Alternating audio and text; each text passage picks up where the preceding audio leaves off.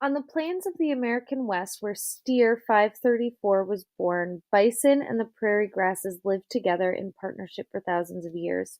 I guess we should include the bacteria in that partnership also. It was a natural solar-powered loop. The plants used the sun's energy to make food.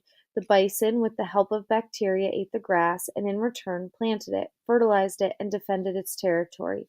It was a successful ecological system. A rumen has evolved into the perfect organ for digesting grass, but it is not good at digesting corn. So then why is steer number 534 forced to eat corn instead of grass? The answer is one word: speed. Cattle raised on grass simply take longer to grow than cattle raised on corn. In my grandfather's time, cows were 4 or 5 years old at slaughter. Rich Blair explained to me in the 50s, when my father was ranching, it was 2 or 3 years old. Now we get a 14 to 16 months.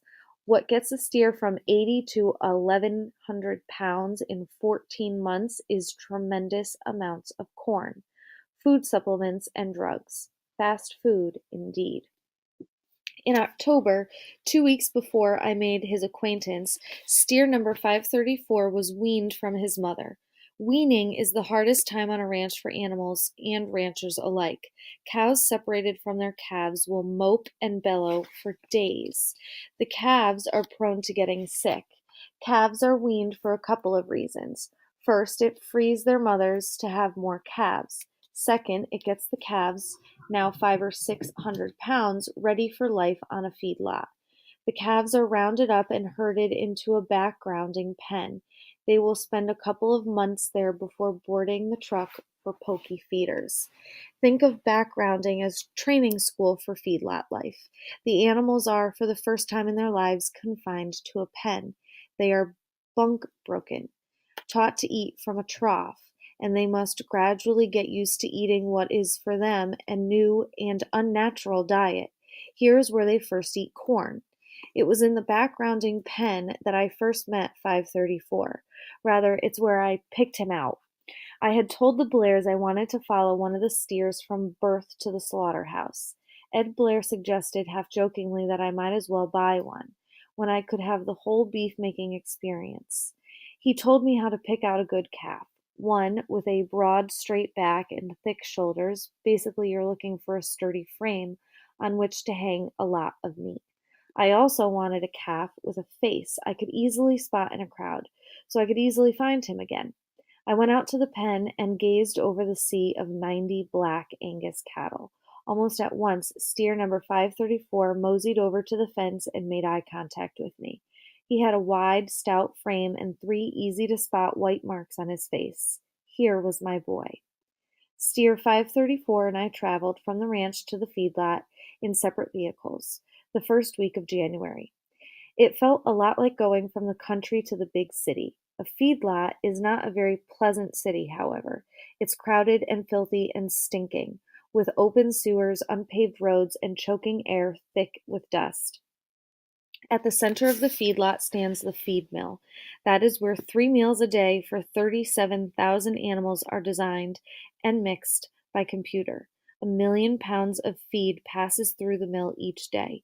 Every hour of every day, a tractor trailer pulls up to the loading dock to deliver another 50 tons of corn. The driver opens a valve in the belly of the truck, and a golden stream of grains begins to flow down a chute into the bowels of the mill.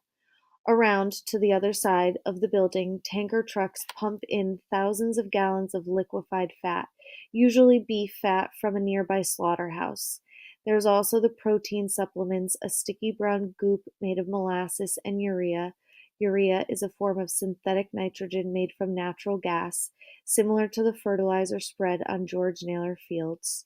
In a shed attached to the mill sits vats of liquid vitamins.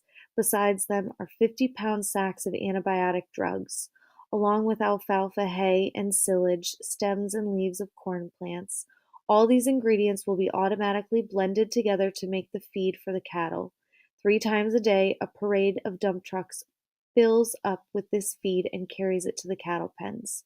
Before being put on this strange diet, New arrivals to the feedlot are treated to a few days of fresh, long-stemmed hay. They don't eat on long rides and can lose up to 100 pounds. The hay gives them a chance to get adjusted.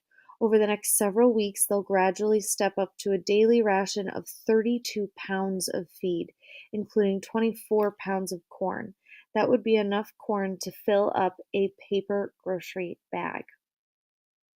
Feedlots are beef factories. Their goal is to turn beef into beef. But corn isn't the only thing that cattle are fed. You might as well be shocked as I was to learn that they are also fed parts of other cattle. That's right, these herbivores, natural plant eaters, are fed meat. For years, leftover beef scraps are ground up and put into cattle feed. After all, it was protein, and cattle need protein to grow. Then people in England began dying of a sickness called mad cow disease. Mad cow is a brain disease that is always fatal. It is spread by eating the brain of infected animals. Ground up cattle brains were put into cattle feed, and some of those cows got mad cow disease. Human beings who ate affected beef also got the disease, and although there were no human cases reported in the United States.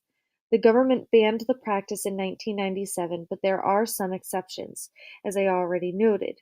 Beef tallow, fat, is one of the ingredients that cows at Pokey will eat. Where does that tallow come from? It comes from other cows that have been sent to the slaughterhouse. Though Pokey doesn't do it, the rules also permit feedlots to feed cattle protein from other kinds of animals. Feather meal and chicken litter, that is, bedding, feces, and discarded bits of the feed from chicken farms, are accepted cattle feed, as are chickens, fish, and pig meal. Some public health experts worry that other diseases like mad cow could start to appear because of this practice. Compared to all the other things we feed cattle these days, corn seems positively wholesome. Yet feeding corn to cattle goes against the natural order almost as much as feeding them beef. During my day at Pokey, I spent a few hours with Dr. Mel Metzen, the staff veterinarian. Dr. Mel, as he's known at Pokey, runs a team of 80 cowboys. Their job is to ride the yard's dusty streets, spotting sick animals and bringing them to Pokey's 3 hospitals for treatment. From Dr. Mel, I learned more than any beef eater might want to know about the life of a factory farm steer. Basically, most of all the cattle in the feedlots are sick, and it's their corn-based diet that makes them ill. They're made to eat forage, Dr. Meltzer explained, and we're making them eat grain. Forage means grass. The most serious illness is bloat. Remember, there are bacteria in the animal's rumen, and they produce a lot of gas. Usually cattle belch a lot to release the gas, but a corn diet causes a condition that keeps the grass from escaping.